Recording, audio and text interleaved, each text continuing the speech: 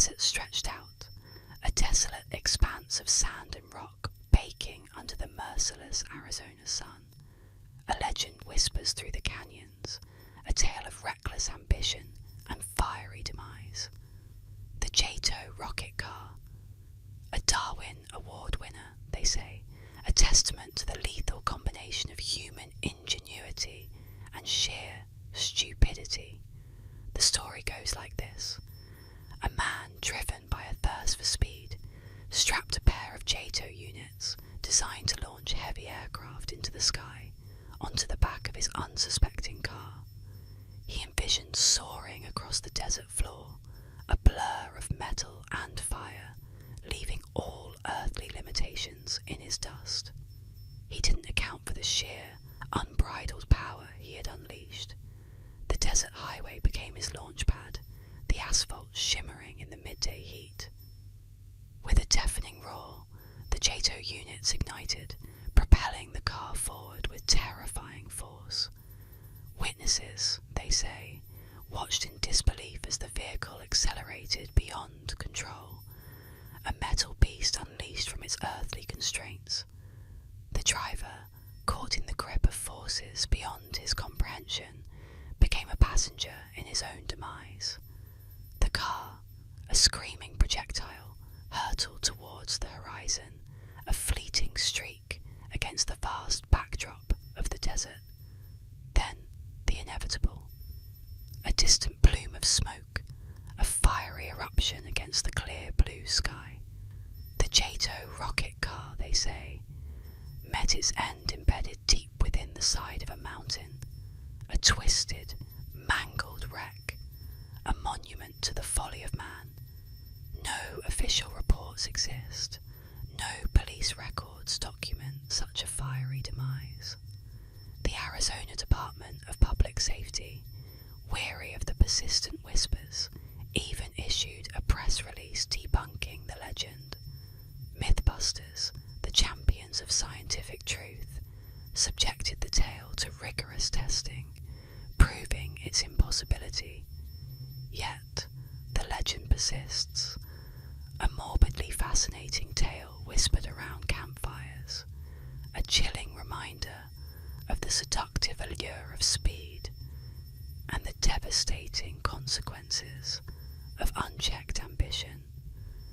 And then, years later, a hiker exploring the remote canyon stumbled upon a strange anomaly, a scorched patch of earth high on the side of a cliff, a patch of earth littered with tiny melted fragments of metal, unlike anything found in nature. What do you think? On the eerie evening of September the 20th, 1965, in the quiet seaside town of Felixstowe, England, a terrifying event unfolded, one that would become known as the legend of the Felixstowe fire demon. Witnesses claimed to have seen something unnatural that night, an encounter so horrifying that it would haunt the town's memory for years to come. It began with strange lights in the sky.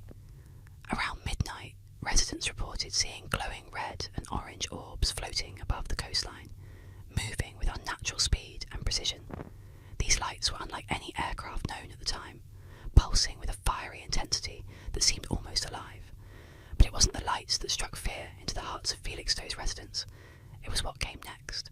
A young couple, drawn by the unusual lights, ventured closer to the shore.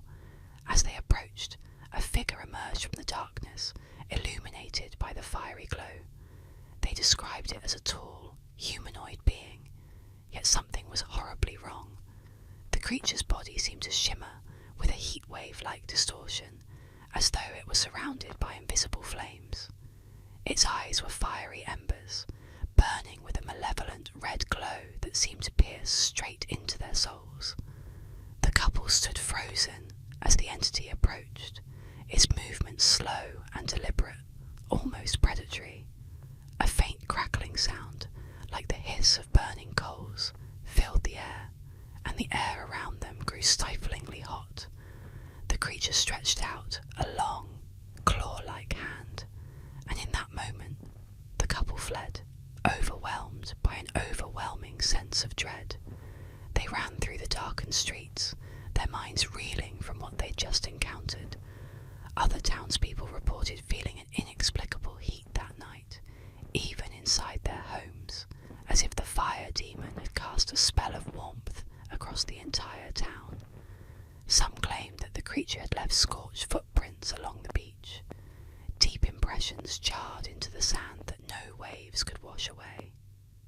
But by morning, there was no trace of the creature, only the lingering terror of its fiery gaze and the charred marks left in its wake. Local authorities dismissed the event, attributing the lights to atmospheric phenomena and the creature to the overactive imaginations of frightened witnesses. But those who saw the Felixstowe fire demon knew the truth. A being from another world, forged in fire, had stepped into their world, leaving a scar in Felixstowe's memory that would never fade. Today, the legend of the Felixstowe fire demon endures, a chilling reminder that some mysteries defy explanation. On stormy nights, when the sea crashes against the shore, residents sometimes claim to see a fiery glow flickering in the distance, as if the fire demon still haunts the coast, waiting to emerge from the shadows once again.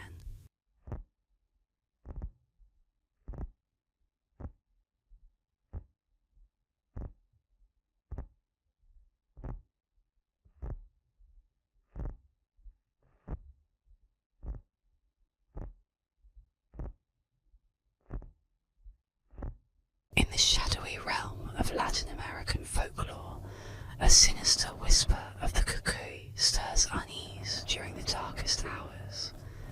Known as the malevolent counterpart to the benign boogeyman of other cultures, the cuckoo is a creature of nightmares, thriving on the fears of both the young and old. This ghostly monster is no mere invention to coax children into obedience, but a terrifying spectre believed to lurk in the shadows of the night, waiting to snatch away those who dare defy the veil of night stillness. The legend of the cuckoo has been passed down through generations, a chilling narrative that varies slightly from region to region, but maintains its core essence. The cuckoo is a shapeless, shadowy figure, often depicted as a small, hunched being with glowing red eyes that peers through the darkness. It hides in closets, under beds, or in the dense foliage near homes, emerging only when the moon is but a faint glow against the black sky. Parents whisper tales of the cuckoo to their children, warning them not to wander alone at night. The cuckoo, they say, preys on the disobedient and the curious. Those children who refuse to sleep when the night deepens, or who venture outside to explore the seductive mysteries of the dark. It is said that once the cuckoo sets its sights on you, escape is nearly impossible.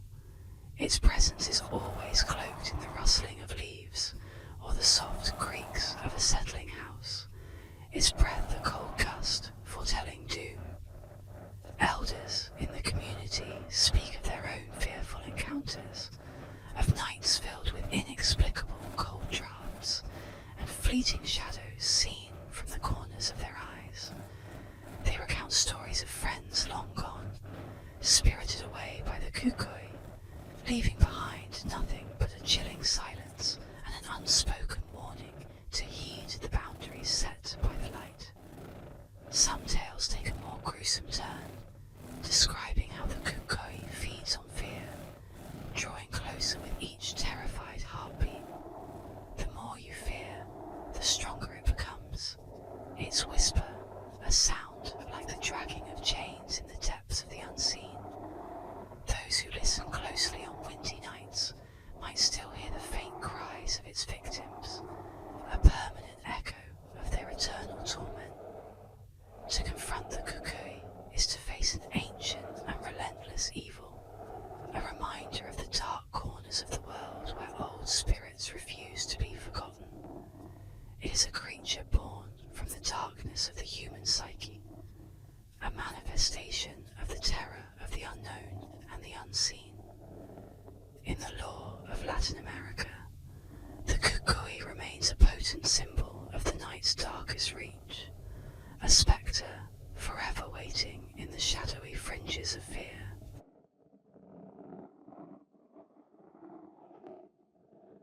Tonight's story takes us to the mysterious legend of the Bunny Man, a figure lurking in the shadows with an axe in hand.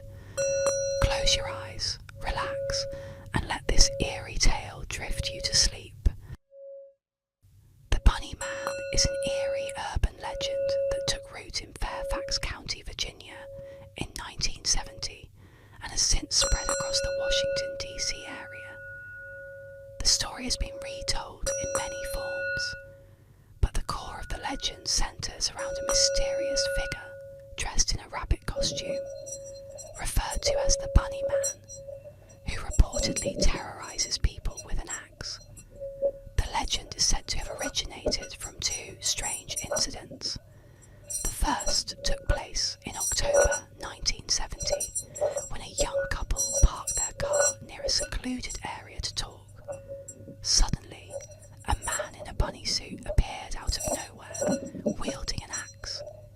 He angrily yelled at them about trespassing on his property before smashing the car window with the axe. Fortunately, the couple was able to drive away unharmed, but the encounter left them shaken. The second incident occurred just 10 days later. A security guard noticed a man dressed in a similar rabbit costume standing on the porch of a newly built home. The Bunny Man allegedly began hacking away at the structure with an axe, yelling that the house was built on his land. By the time authorities arrived, the Bunny Man had vanished, leaving behind a scene of destruction and confusion. From these two reports, the legend of the Bunny Man grew, and with it, many variations began to emerge. Some versions of the tale claim that the Bunny Man is the ghost of an escaped mental patient who had a psychotic break and now haunts the area, seeking revenge on anyone who crosses his path. Others suggest that the Bunny Man is still alive, lurking in the woods of Virginia, waiting for the next unsuspecting victim. The most notorious version of the legend involves the Bunny Man Bridge, a secluded railway overpass near Clifton, Virginia. According to some, this bridge is where the Bunny Man is most likely to appear, especially on Halloween night. Witnesses have claimed to hear strange noises or even see the shadowy figure of the Bunny Man wielding his infamous axe. While there is no solid evidence to prove the existence of the Bunny Man, the legend has persisted for decades, fueling local folklore and unsettling the imaginations of those who dare to explore the areas where the Bunny Man is said to roam. We dive into the unsettling tale of the colander lie detector, a strange and eerie urban legend. Settle in, relax, and let this mysterious story guide you gently into sleep. An eerie urban legend from the 1960s speaks of a chilling interrogation method used by police or army investigators. It began with a crude yet unsettling setup. A colander, typically used for straining pasta, repurposed into a nightmarish piece of equipment.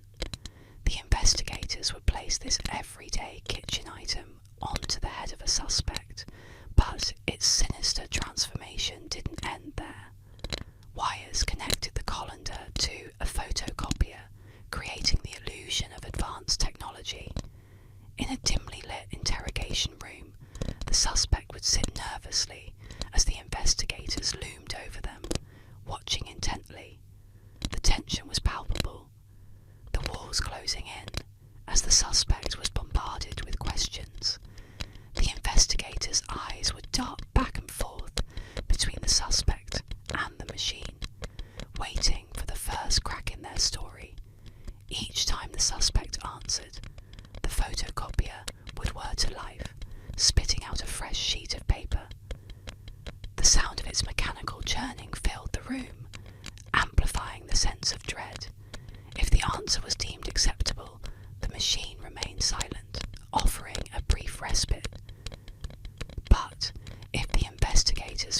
response suspicious or dishonest. The copier would hiss and clunk, printing a single sheet with a damning message. He's lying. The effect was immediate. Suspects, already frazzled and scared, would crumble under the pressure of the so-called lie detector, convinced that the colander was exposing their every falsehood.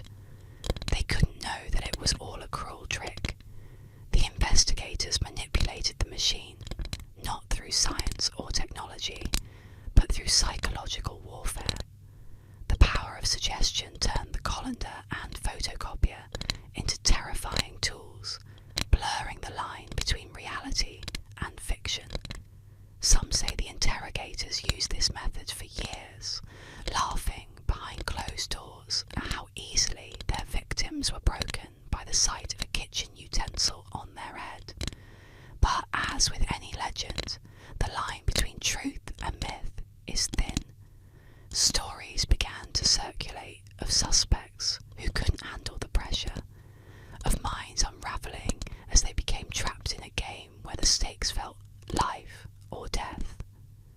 Whispers of the colander lie detector persist, and while it's easy to dismiss it as a bizarre tale from the past, one can't help but wonder if, somewhere in a dark corner of the world, the machine is still being used, waiting to catch its next victim in its web of fear and deception.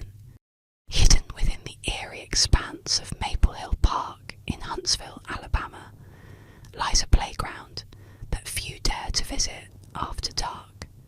Known as the Dead Children's Playground, it sits in the shadow of Maple Hill Cemetery, where countless lives were lost during the brutal Spanish flu pandemic of 1918. Many of these were children, tiny lives cut short by the merciless wave of illness that swept through the town. Their graves, small and silent, line the edges of the cemetery, just steps away from the playground, where swings now creak and echo through the night. As dusk falls, a haunting atmosphere descends upon the playground. Locals warn that the children who perished here never truly left. Strange occurrences have been reported for years. Swings move on their own, the rusted chains rattling as if gripped by invisible hands. In the sand beneath the slide, visitors find tiny footprints that appear suddenly and disappear just as mysteriously. Some who pass by in the evening hours have claimed to hear faint giggles or the distant sound of children calling out, voices carried on an unsettling breeze that seems to chill the very air around it.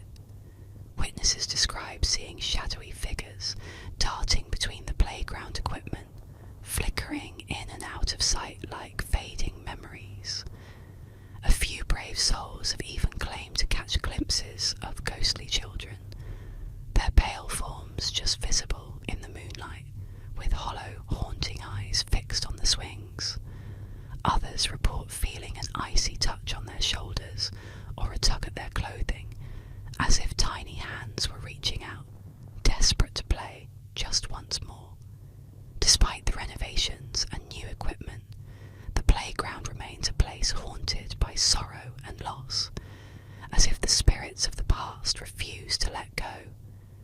It's said that the restless souls of these children are bound to this place, forever drawn to the playground. They never had the chance to truly enjoy in life. Visitors leave trinkets, small toys and flowers by the swings, hoping to soothe the spirits that linger. For those who know the tale, the Dead Children's Playground is not merely a place for children's laughter, but a portal to something darker. A reminder that some places are scarred by history, with memories and spirits that will not fade, even as time moves on. In the shadowed realms of rural lore, where the line between jest and truth blurs, the legend of cow tipping haunts the fields and farmyards. Said to be a moonlit escapade for thrill-seeking youths, this bizarre activity involves the stealthy approach towards an unsuspecting cow, fast asleep standing upright in the darkness, and the sudden, forceful shove to topple the massive beast over for mere sport. But beyond the surface of this seemingly harmless prank lies a more chilling narrative, whispered among those who know the countryside's true face after dark. As the legend goes, in a secluded farming community, enveloped by the embrace of ancient woods and forgotten roads, cow tipping became more than just a reckless pastime. It morphed into a ritual of fear. The teens of this town, driven by boredom and the intoxicating rush of defiance, would venture out into the fields under the guise of night, their laughter slicing through the silence like a cold wind. But there was one night that turned their mischievous jaunt into a nightmare. As the group approached a familiar pasture, the moon hung low and ominous, bathing everything in a ghostly silver hue. The cows stood like monolithic statues in the mist, their breath forming clouds in the crisp air. Emboldened by the eerie night, the teens singled out a large, shadowy figure at the edge of the field. With a mix of exhilaration and alcohol-fueled bravado, they crept up to the sleeping cow. However, as they laid their hands on the creature, ready to push, the cow did not budge. Instead, it slowly turned its head, revealing not the docile eyes of a farm animal, but the glowing red orbs of a creature from deeper shadows. The teens froze, their hearts pounding as the cow, or the thing that masqueraded as one, rose unnaturally on its hind legs, towering over them with a menacing presence. Panic erupted as the creature chased them through the fields, its form blurring between beast and spectre, its bellows a grotesque parody of bovine grunts mixed with something far older and angrier. The youth scattered, screaming into the night, forever marked by the terror of what they had provoked. Those who returned spoke little of the incident, their eyes haunted by the memory. The story spread, a cautionary tale whispered around campfires and during late-night gatherings. Cow tipping was no longer seen as a harmless challenge, but as a dare with potentially dire consequences. To this day, the fields at the edge of that town remain untouched at night, the cows left to their peaceful slumber. For the locals know that some rural myths are better left untested, and that disturbing the natural order can awaken things best left asleep in the darkness. Clinton Road, a desolate stretch of asphalt in the heart of New Jersey, is infamous for its eerie atmosphere and the legends that cling to it like a cold mist. One of the most chilling of these stories is the tale of the ghost boy who haunts the old bridge along the road, forever waiting in the dark for those brave or foolish enough to seek him out. The legend begins with a tragic tale of a young boy who died under mysterious circumstances many years ago. Some say he drowned in the murky waters beneath the bridge. Others whisper that he was a victim of an accident, but no one truly knows. What is certain, however, is that his spirit never left the bridge. Instead it lingered, bound to the spot by the horrors of his untimely death, waiting for those who might encounter him in the dead of night. The story goes that if you visit the bridge on a quiet, moonless night and throw a coin into the dark waters below, something strange will happen. At first, it might seem like nothing more than a silly superstition, but as the night stretches on, the air will begin to feel heavy, thick with an unnatural silence. The shadows around the bridge will grow deeper, and you may feel an unsettling chill on the back of your neck, as if you're being watched. Then, if you return to the spot after a time, you may find the coin you tossed into the water resting at your feet, returned to you as though by some unseen hand. At first, it's easy to dismiss this as coincidence. Perhaps the current brought it back, or it was there all along. But those who have returned again and again tell a different tale. The coin isn't just lying in the same spot, it's placed right in front of you, as if someone or something wants you to find it. The most chilling part of the story is the boy, some say. In the moments before the coin is returned, they've seen him, standing just out of reach, a small, pale figure. His face is obscured in the darkness, but his eyes are unmistakable. Empty, hollow, staring at you with an otherworldly intensity. He does not speak. He simply watches, waiting. And when you turn away, even for a second, the coin is there. Returned as if by magic, the boy's intentions remain unclear. Is he trying to communicate? Or is this some twisted game he plays with those who dare approach? No one knows, but one thing is certain. There is something deeply unsettling about the presence that haunts that bridge. Many claim that after encountering the ghost boy, they feel an overwhelming sense of unease, a feeling that they are never truly alone, no matter where they go. And so the legend of the ghost boy persists, drawing thrill seekers and curious souls to Clinton Road, where the line between life and death seems thinner than anywhere else. But for those who dare venture near the bridge, remember this: once you make contact with the boy, once you feel his eyes upon you, it may be too late to ever leave that haunted place behind, because some spirits never let go.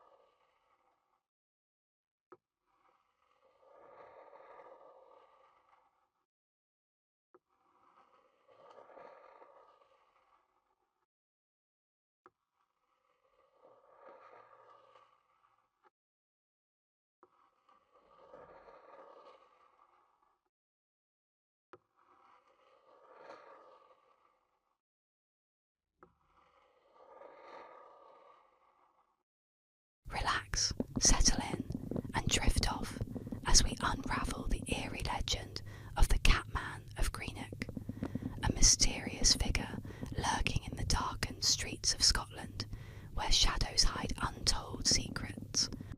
In the darkened streets of Greenock, Scotland, a sinister legend lurks in the shadows, a tale whispered since the 1970s. The Catman of Greenock, a creature both feared and pitied, has haunted the alleyways, becoming a story that locals tell in hushed voices to keep their children close at night. The Catman was said to be human once. No one really knows his name, nor what series of cruel misfortunes led him to crawl through the gutters, scavenging to survive. They say he emerged from the forgotten corners of society, driven by desperation, until his body took on a twisted, primal state. His skin is pallid, coated with grime and dirt, his eyes sunken, but glinting with an animalistic gleam. The Catman scuttles along the alleys and underpasses, always staying close to the ground, moving with an unsettling feline grace. It is said that he survives on rats, devouring them with his bare hands. Eyewitnesses claim to have seen him in the dead of night, his filthy fingers closing around a writhing rodent, sinking his teeth into the squirming creature, the crunch of bone and squeal of his prey echoing faintly against the bricks. The very sight of it sends shivers down the spine, a glimpse of a forgotten human reduced to something almost feral. Yet, it's not just the rats that keep the Catman company. Rumours tell of a colony of wild cats that live alongside him, creatures drawn to him by some inexplicable bond. They say he cares for them, shares his meals with them, and they, in turn, protect him. A grim pact between the lost and the forsaken. Locals swear they've seen him surrounded by these creatures, his bony hands stroking their mangy fur as if they were To some, he's become a twisted guardian of the alleyways, a protector of the stray and forgotten. People say if you wander the outskirts of Greenock at night, you might just catch a glimpse of him, eyes glowing like those of the wild cats staring from the shadows. The bravest claim to have seen his crooked silhouette crawling across the ground, always close to his feline companions. Some who have dared to approach say they've heard him hiss, a low, guttural warning, more animal than man. No one knows where the Catman sleeps, or if he ever does. He vanishes with the sunrise, retreating to some dark hole beneath the streets, leaving only unease in his wake. To see the Catman of Greenock is to witness a living nightmare, a reminder of how close we all are to the edge of something monstrous, something forgotten, something no longer entirely human. In old cemeteries across the United States, there are weathered stone seats hidden among the graves, worn by time and cloaked in shadow. Known ominously as the Devil's Chair, these benches are more than mere sculptures. They are said to be gateways to the supernatural, places where darkness lingers and whispers are heard. Legends warn that those who sit on the Devil's Chair may not leave the same as they arrived, or worse, may never leave at all. One of the most infamous Devil's Chairs is found in a forgotten corner of a small cemetery in Kansas. It's a simple stone seat, cracked and faded, seemingly innocent, yet emanating a disturbing energy. Locals warn against sitting there, especially at night. They say that if you're brave, or foolish, enough to sit on it alone at midnight, the devil himself might appear, a silent figure lurking just beyond the veil of shadows. Some claim he'll offer a dark bargain, while others say he merely watches, his presence a weight upon your chest, stealing your breath. People who've dared to sit on the chair often report eerie phenomena. Some hear whispers, faint and mocking, as if unseen figures surround them. Others describe an overwhelming cold, a chill that seeps into their bones, or a sudden, paralysing feeling of dread. And the most disturbing accounts come from those who sit alone, feeling an invisible presence pressed down upon them, as if something is slowly wrapping its grip around their shoulders, squeezing them into the stone. More sinister still are the tales of those who sit in the chair only to find themselves haunted afterward. They hear footsteps behind them in empty rooms, see shadowy figures lurking just out of sight, and suffer from night terrors, each dream filled with visions of twisted faces and mocking laughter. Legends say that the chair holds the souls of those who've lingered too long, bound to the stone by their encounter with the dark. Perhaps it is merely a relic of 19th century superstition, or perhaps, as the locals claim, it is a portal where the devil waits patiently, luring the curious and the desperate into his grasp.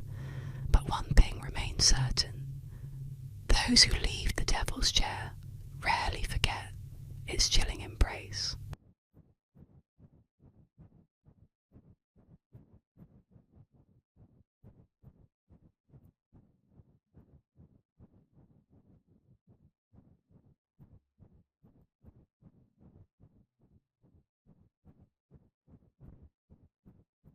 Tonight we take a quiet journey into the eerie legend of the Chupacabra.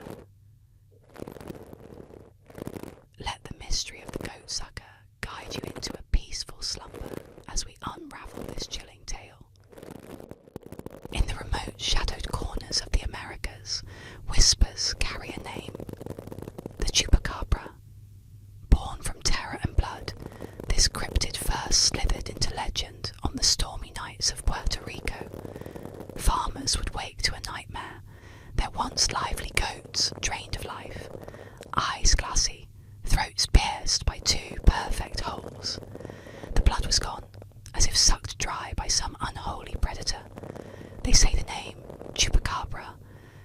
stems from its insidious habits.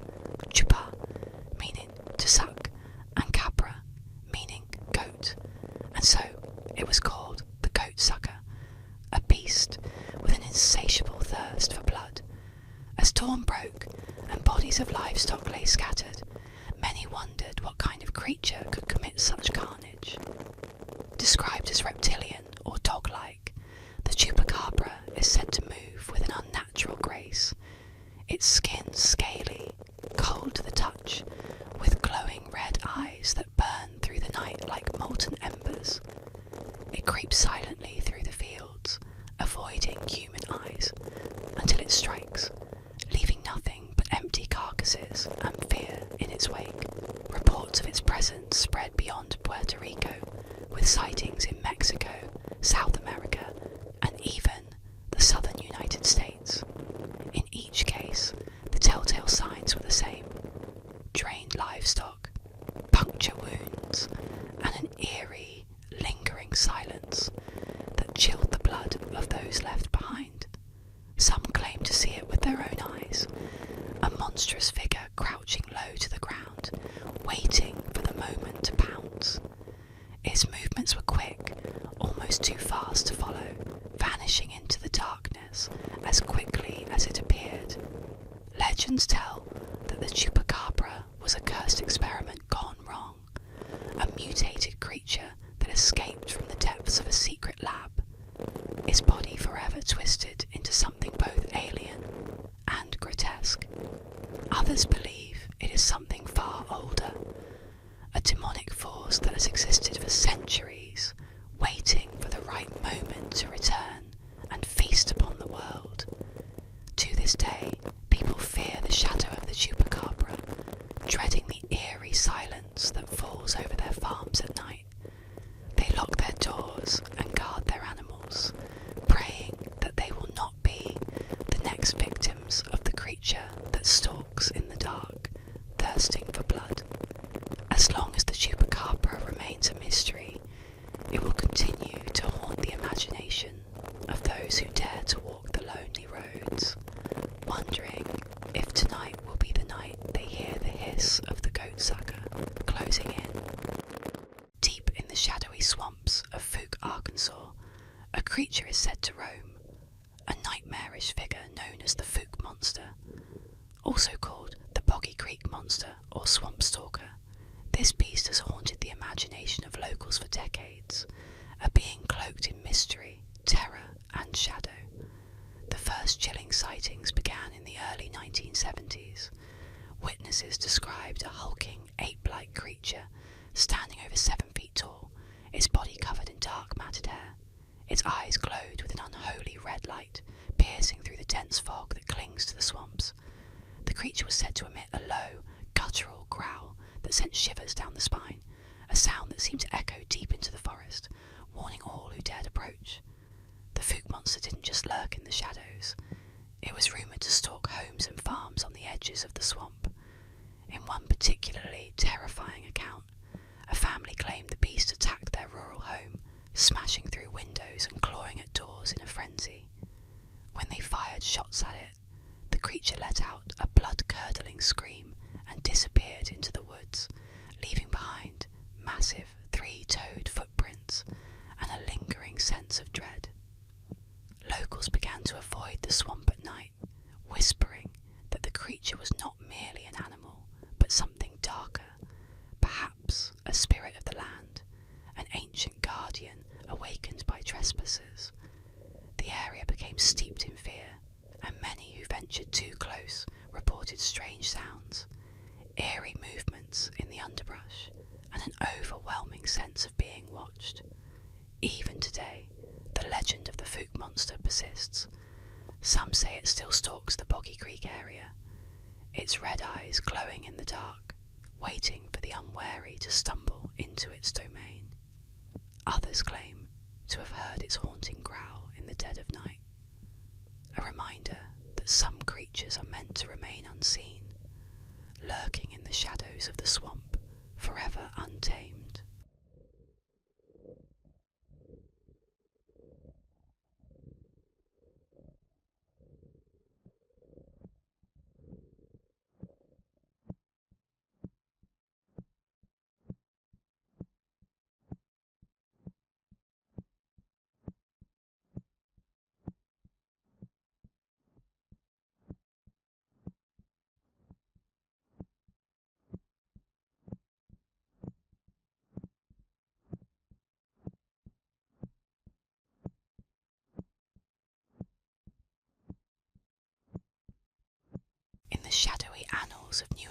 history amidst tales of spectral figures and cursed lands, the story of Eunice Cole, or Goody Cole, stands out with a chilling resonance. In the small town of Brentwood, New Hampshire, her name became synonymous with witchcraft and woe, her life a testament to the dark superstitions that once gripped the heart of the 17th century. Goody Cole was an enigmatic figure, her life shrouded in misfortune and mystery. First accused of witchcraft in 1656, she became the scapegoat for every disaster that befell the town, from unexplained deaths to failing crops and dying livestock.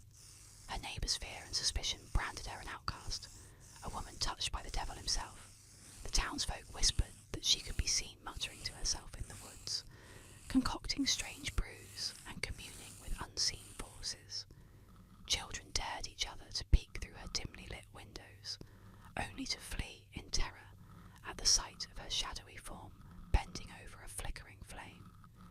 It was said that she cast curses with a glance and summoned storms with a wave of her gnarled hands. Her repute as a witch grew so dire that in 1673 she was accused once more.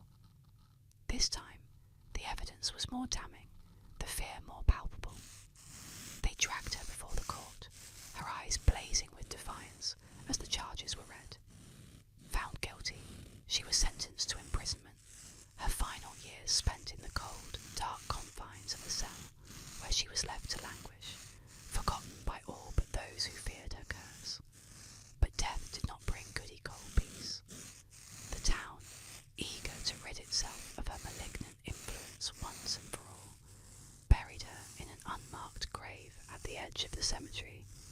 They drove a stake through the heart of her plot, a grim ritual to prevent her tormented spirit from rising and haunting them. Yet, this act only solidified her legend, and it was said that her spirit lingered, malevolent and vengeful. To this day, eerie occurrences in Brentwood are often whispered to be the workings of Goody Cole's restless ghost. On stormy nights, some claim to see her figure in the flashes of lightning, wandering the woods or standing by her unmarked grave, still bound by the town's collective dread. Her legend has become a chilling reminder of the power of fear and the lasting stain of injustice, her story echoing through the centuries as a spectral tale of a woman wronged, her vengeance immortalised in the whispered fears of those who remember.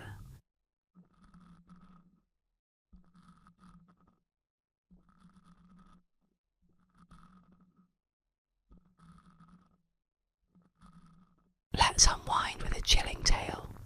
The choking Doberman, a mysterious intruder, a loyal pet, and a terrifying discovery will take you into the shadows. Relax and let the story begin. On a cold, dark night, a woman returned home after a long day. Her house was eerily silent, except for the faint sound of her Doberman whimpering. Startled, she rushed to find him slumped on the living room floor, struggling for air. The dog's body convulsed as it tried to cough up whatever was lodged in its throat. Panicked, the woman knelt beside her beloved pet, trying to comfort him. His choking worsened, and she knew she had to act fast. Without hesitation, she scooped up the Doberman and sped to the nearest vet clinic, her heart pounding as her dog gasped for air in the back seat. Every passing moment felt like an eternity. When they arrived, the vet wasted no time. They sedated the dog and began to investigate the source of the obstruction. What they found made the vet's face go pale. He slowly pulled out a severed human finger from the Doberman's throat. The woman stood frozen in shock as the vet explained what had caused her dog's distress. A chilling sense of dread crept over her. Whose finger was it? The vet urged her to call the police immediately. Shaking, she dialed 911 and told the dispatcher what had happened. The operator's voice, initially calm, quickly grew tense.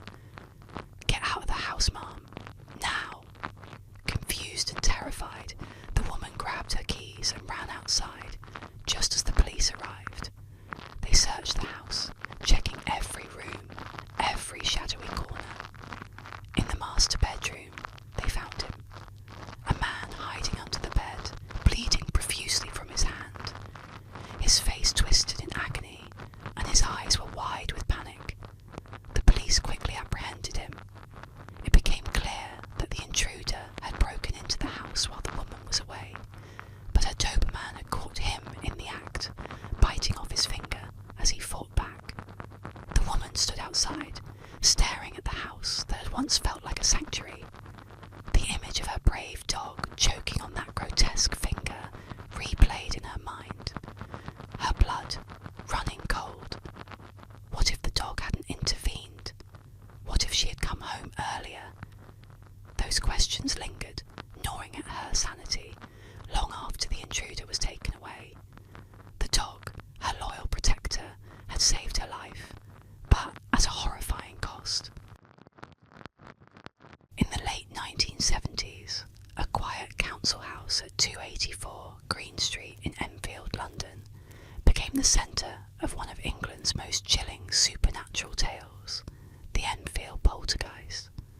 Between 1977 and 1979, the Hodgson family, especially two young sisters, Janet and Margaret, found themselves at the mercy of a malevolent force lurking within their home. What began as strange noises soon spiralled into a full-blown haunting that would terrify all who witnessed it. The haunting started subtly, objects shifting, knocking sounds echoing through the night. But as days passed, the activity grew more violent. Furniture slid across rooms by unseen hands, toys flew through the air, and chilling voices filled the house. At the heart of it all was Janet, just 11 years old, who appeared to be the poltergeist's primary target. She would often fall into violent trances, speaking in a guttural voice that was far from her own, claiming to be an old man who had died in the house. Witnesses, including police officers and paranormal investigators, were horrified as they saw objects move and heard disembodied voices with their own eyes and ears. One officer reported seeing a heavy chair slide across the floor, while investigators observed Janet levitating and being thrown from her bed as if lifted by invisible hands. The poltergeist's presence was relentless, bringing a sense of dread and terror to everyone involved. Attempts to communicate with the spirit revealed its bitter rage and violent intent. It would mock the family, taunt the investigators, and even threaten anyone who dared to interfere. Those who entered the house often felt an overwhelming coldness, a suffocating presence pressing down on them. The Enfield poltergeist remains a mystery, dividing skeptics and believers alike. Some claim it was a hoax, a trick played by young girls seeking attention, but others insist the terror was real, that the house on Green Street was truly haunted by a force beyond this world. Even today, the Enfield poltergeist stands as one of the most disturbing cases of supernatural activity, a dark chapter in London's history that lingers in the shadows, a warning that some spirits do not rest easily.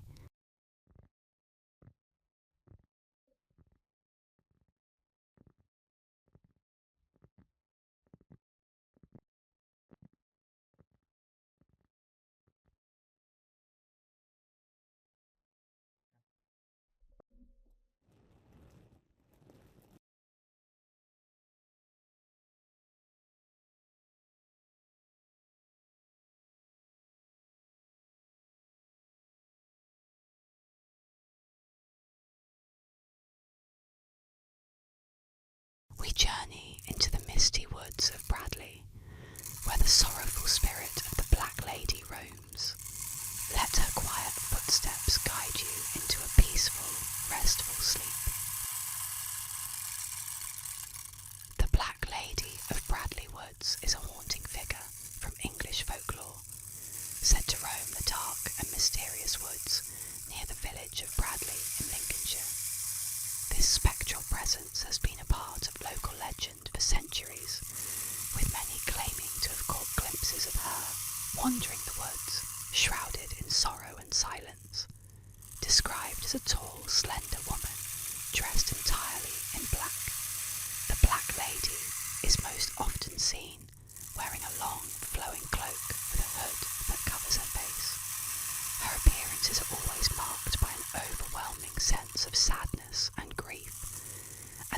is forever searching for something or someone lost. Her skin is pale, and her eyes, when visible, are filled with an eternal sorrow that seems to pierce through those who encounter her. According to the most well-known version of the legend, the Black Lady was once a young woman during the medieval period who lived happily with her husband, a soldier, and their newborn child in a cottage near the woods. However, her peaceful life was shattered when her husband was called away to fight in the wars. Days turned into weeks, and weeks into months, but he never returned. Then, one tragic night, a group of soldiers reportedly attacked the village, killing many and abducting the young woman's child. Devastated by the loss of her family, the young mother wandered the woods, searching endlessly for her child, until her grief consumed her, and she eventually perished. From that moment on, her restless spirit is said to have remained bound to the woods, eternally searching for her lost baby. Locals claim that the Black Lady appears most often on misty evenings, her figure emerging from the shadows of the trees.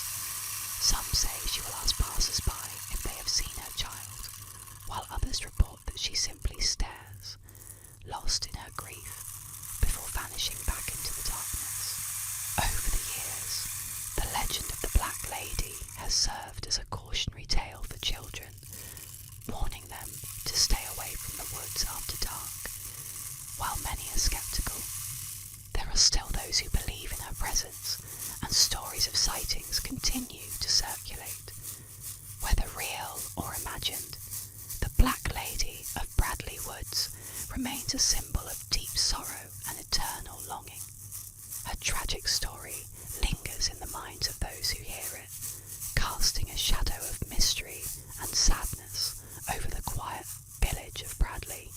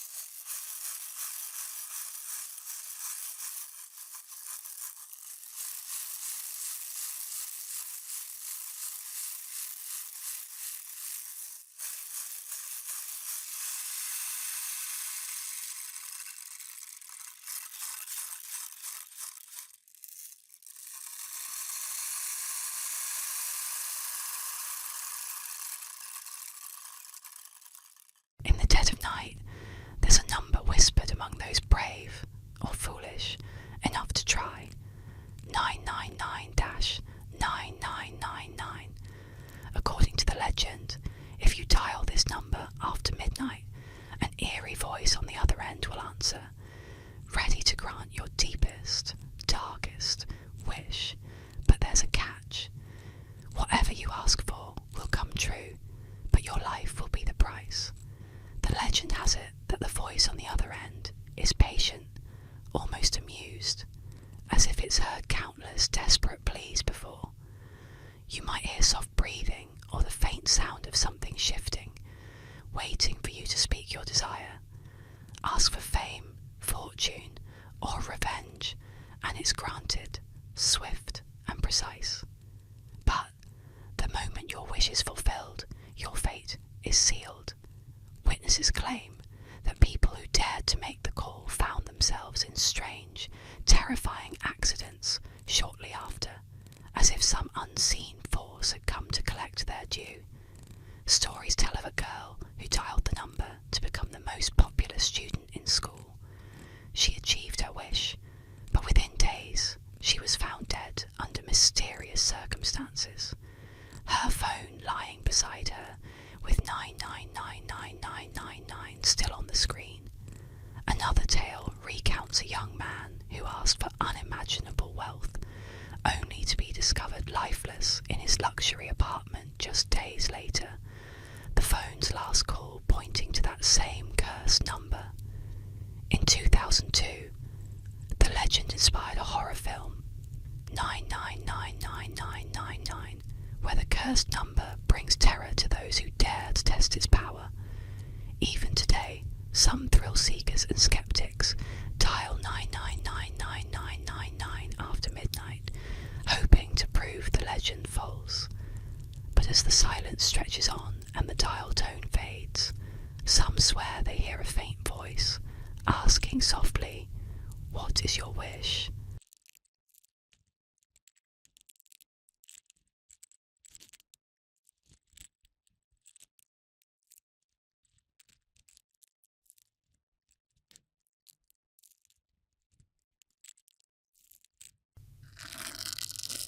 Welcome to our soothing journey into the mysterious world of urban legends.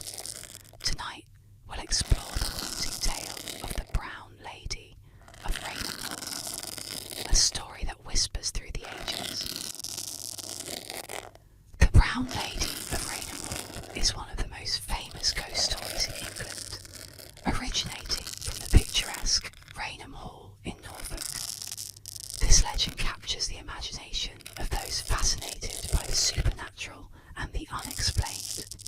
Raynham Hall, built in the early 18th century, was the ancestral home of the Townshend family. It is a grand estate characterised by its stunning architecture and beautiful grounds, but it also harbours a chilling tale of loss and lingering spirits. The story of the Brown Lady is closely linked to Lady Dorothy Walpole, the sister of the first Prime Minister, Sir Robert Walpole. It is said that she married Charles Townshend, a man known for his volatile temperament. The couple's marriage was fraught with difficulties, leading to tragedy and heartbreak. According to legend, Lady Dorothy fell in love with another man, which enraged her husband.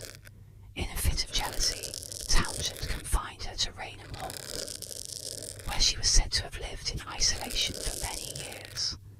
Her suffering took a toll on her health, and it is believed that she eventually died of despair. Some accounts suggest that she was buried in a secret location, leading to speculation about a restless spirit haunting the halls of the estate. The haunting began to capture public attention in the early 20th century when two photographers, including Captain Hubert Provat, visited Raynham Hall in 1936. They were there to capture images of the historic building when they encountered an unexpected sight.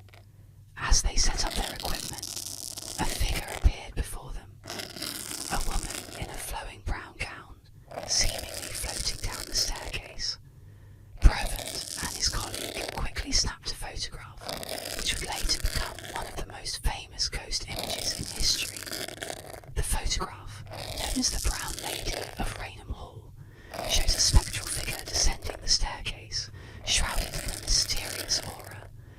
This image sparked widespread fascination and debate, drawing the attention of both skeptics and believers in the paranormal. Many claimed it was a genuine ghostly apparition, while others argued it could be a double exposure or a trick of light. Regardless of the theories surrounding the photograph, it has become an enduring symbol of the paranormal and a centerpiece of ghost lore. The legend of the Brown Lady has continued to evolve over the years, with numerous accounts of sightings and experiences recounted by visitors to Raynham Hall.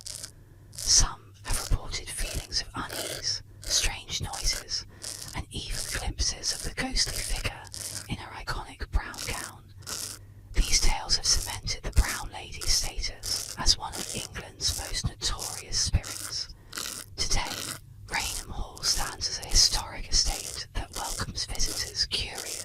perhaps it's intrigue